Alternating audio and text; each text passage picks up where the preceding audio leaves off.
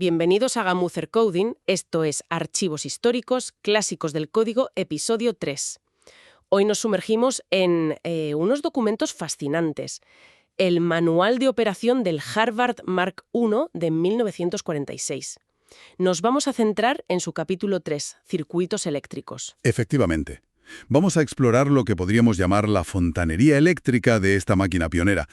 Hay que olvidarse del silicio por un momento, ¿eh? Aquí lo que había eran relés, levas, contactos, todo eso dando vida a los cálculos. Una maravilla de la ingeniería de la época. Sí, es una mirada a cómo se concebía la computación con piezas móviles y chispas controladas casi. Suena a una época donde un bug, un fallo, podía ser literalmente un insecto fastidiando un relé. Jaja, exacto. La leyenda tiene su base ahí. Bueno, entremos en materia. Supongo que poner en marcha esta bestia no era como darle al botón de un portátil moderno. ¿Cómo arrancaba? ¿Qué va? Nada de un simple botón.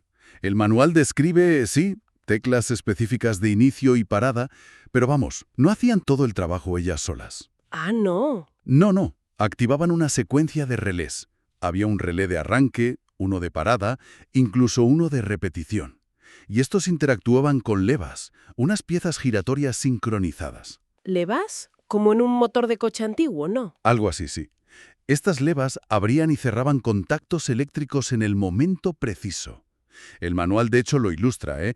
Es una coreografía electromecánica para que la máquina empezara a funcionar o se detuviera. Pura precisión mecánica gobernada por electricidad. Vaya. Exacto. Una cadena de mandos electromecánica, tal cual. Entendido. Y una vez en marcha, ¿cómo le llegaban las instrucciones? Estamos hablando de la famosa cinta perforada, ¿verdad? Esa misma. El capítulo detalla cómo 9 pines, digamos, leían la cinta. Cada pin podía encontrar un agujero o no. Ajá.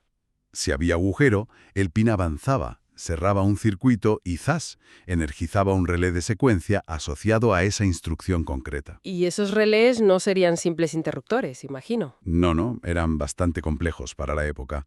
El manual habla de relés multipolares, a menudo de doble vía, o sea que podían dirigir la corriente por 2 caminos distintos. ¿Y con contactos en cascada? En cascada. Sí. Que un relé al activarse podía activar a otros.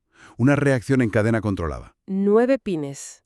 Esos son 2 elevado a 9. 512 combinaciones posibles por cada línea de instrucción. Exacto. Y todo a base de agujeritos y clics de relés. Un concierto de clics constante debió ser aquello. Pues sí, mucho más predecible, eso también te digo, que el flujo de información en algunas redes de hoy en día, ¿eh? ¡Ja! No te falta razón. Esos relés eran, entonces, la traducción del código perforado al lenguaje eléctrico de la máquina. Fundamentalmente sí. Vale. Pasemos al corazón del cálculo, los contadores. Esas unidades que almacenaban y manipulaban los números. Eran mecánicos, pero con control eléctrico, ¿no? Eran auténticas maravillas de la ingeniería electromecánica. Imagina ruedas dentadas, una por cada dígito, del 0 al 9. Como los contadores de la luz antiguos o de agua. Un poco esa idea, sí. Cada rueda tenía asociado un conmutador eléctrico que le decía a la máquina en qué número estaba. Luego un embrague magnético para conectarla o desconectarla del eje motor principal. Un embrague. Sí, para que girase solo cuando tocaba. Y por supuesto, un mecanismo para el acarreo. Ah, el acarreo, claro. Para cuando pasas de 9 a 0 y tienes que sumar 1 a la siguiente columna. Exacto. Todo esto se movía gracias a un motor. Pero la clave, la magia, estaba en cuándo y cómo actuaban esos embragues. Y eso se hacía con impulsos eléctricos. Impulsos controlados por... Por las levas giratorias otra vez. Todo temporizado al milisegundo. El manual detalla ciclos de 300 milisegundos, divididos en 16 puntos temporales.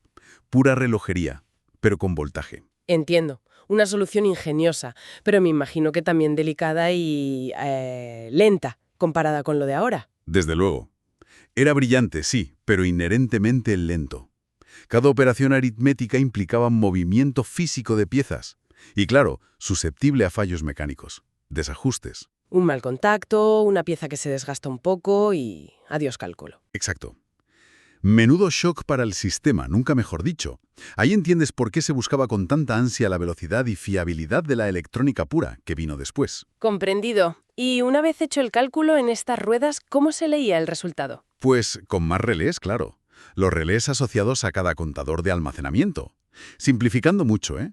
Para leer un número se energizaba un bus, un cable común, por así decirlo. Vale. Y los relés conectados a los conmutadores de cada rueda dirigían esa corriente según el dígito que marcaba la rueda. Así se transmitía el valor. Ingenioso. Y también había circuitos específicos basados en los mismos principios para gestionar bien el acarreo entre columnas en operaciones como la suma. Todo con relés y contactos. El capítulo sigue, ¿no? Menciona circuitos para multiplicar, dividir, incluso para controlar la impresión de resultados. Sí, describe circuitos más específicos.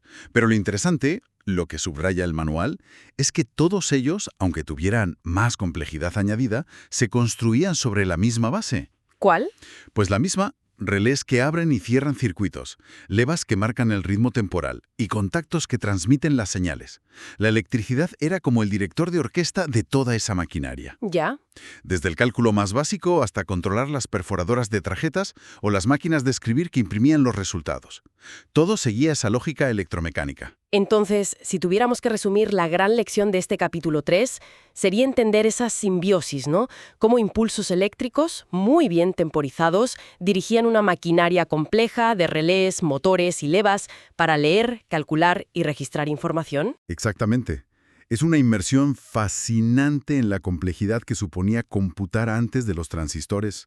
Una red súper intrincada donde cada conexión, cada clic, cada milisegundo era vital. Uf. Piensa en depurar un error ahí, buscar un mal contacto, un relé que se ha quedado pegado o que va lento, entre miles y miles de ellos.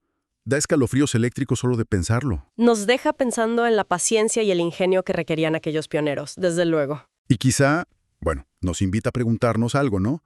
¿Cuánta de esa complejidad física, tan visible entonces, la hemos simplemente trasladado a capas y capas de abstracción en el software actual? ¿La hemos hecho invisible, pero realmente ha desaparecido? Una buena reflexión. Esto fue todo por hoy. Nos escuchamos en el próximo viaje al pasado digital.